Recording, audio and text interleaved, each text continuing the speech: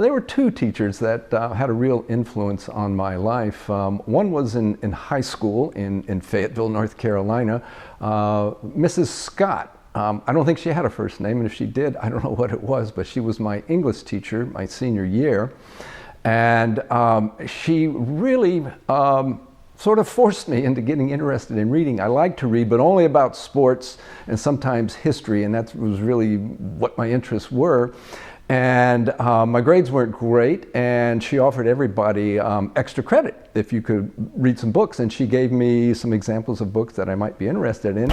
And one of them was John Hersey's Hiroshima. And I looked at it and I said, that's kind of history, maybe I'll look into that.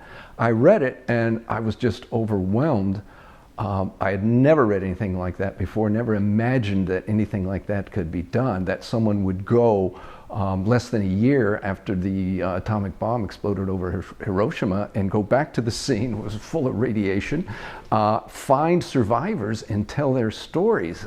To me, was an incredible way to spend your life, and that really inspired me and made me want to be a journalist. I said this would be fascinating to travel and go just intrude on other people's lives and tell their stories.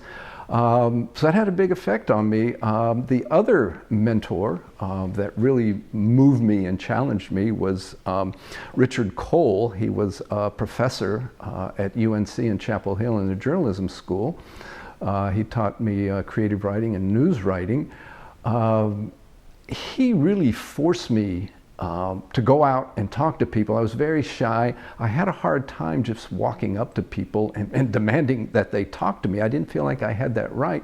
And he said, yes, you do. You are a journalist. You have the right, you have the responsibility, really, to bring the stories of people's lives to readers. So don't feel like you should be apologetic, go in. And it took me a while, but he really did convince me that that was to do it. And now that's what I do with my life. I intrude on people, I barge in, ask them questions, and sit down and listen to them. So that was really quite a lesson.